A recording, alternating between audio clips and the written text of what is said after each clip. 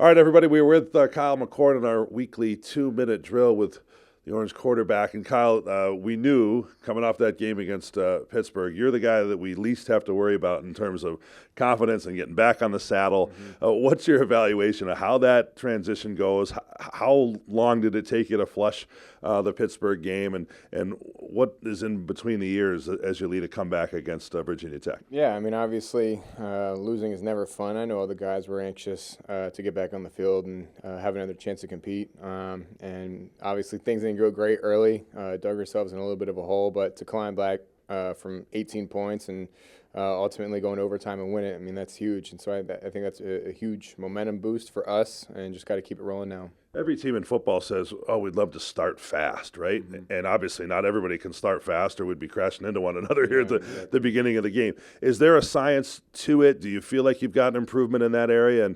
And how do you feel like maybe you're not in the hole? Yeah, I mean, I think a lot of it just has to do with execution. I think we were just a little sloppy. It wasn't necessarily anything crazy that they were doing. It was just, us getting in our own way. Penalties, missed assignments, bad reads. But I think once we got out of our own way and started stacking plays together and, some guys made a few big plays, obviously Justice, kind of got us rolling there with the touchdown. Things really started to fall after that. The emergence of Justice Ross Simmons in that game. He had just been sort of working his way back, had maybe a couple of snaps at UNLV, a couple of snaps on the field, maybe not targeted, right? You tell us, prior to the Virginia Tech game, but a breakout game for him, which it helps everybody. Yeah, I mean, it was huge. That was his first target, his first catch, 55-yard touchdown in a huge moment. We needed it the most. And for him to step up like that, in that type of environment, that type of game was huge. How exciting, especially the way you play. You like to get rid of it quickly. You make the read. You throw it to the right guy. How exciting is it to see somebody bust a tackle and make a play after the catch? Yeah, I mean, there's no pictures on the stat sheet. So a 55-yard touchdown, if I throw it 5 yards, it all counts the same.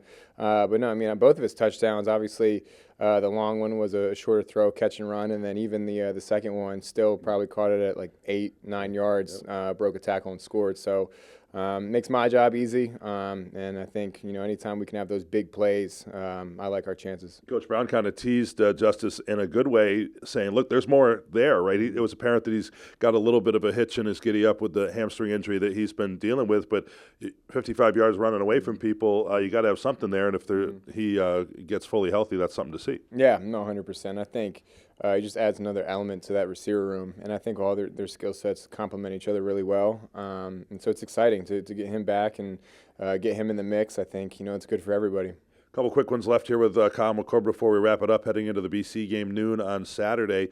If you could address that quickly, the idea that you have different targets. Arande is not Trevor, is not Amari, is not.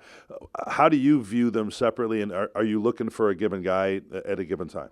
I think I don't necessarily go into a game thinking, okay, I got to get this guy the ball X amount of times. It kind of just happens. But every single game this year, somebody has stepped up, and I think that's the best thing about it is they're so unselfish. Nobody's upset that they only got 2 targets, the other guy has 8. They're all happy for each other as long as we're winning. And I think that just goes to show how competitive they are with each other, at the same time just how deep that room is. And lastly, Kyle, a quick thought on BC here early as you take a look at them. Another outstanding pass rusher. You saw APR from Virginia Tech last week, and Donovan Ezaraku, who's been one of the best in the conference for years. Yeah, I mean, obviously, South Jersey guy, so, I grew up playing against him a few times, and obviously he's gone on to be a great college player, and so he's going to present another really big challenge for us. But I thought we did a good job last week for the most part, and it's going to take another really good effort as well. All right, Jersey versus everybody heading up into New England this week. Best of luck, okay? Yep, thank you. That's Kyle McCord, the Orange and Eagles in Chestnut Hill Saturday at noon.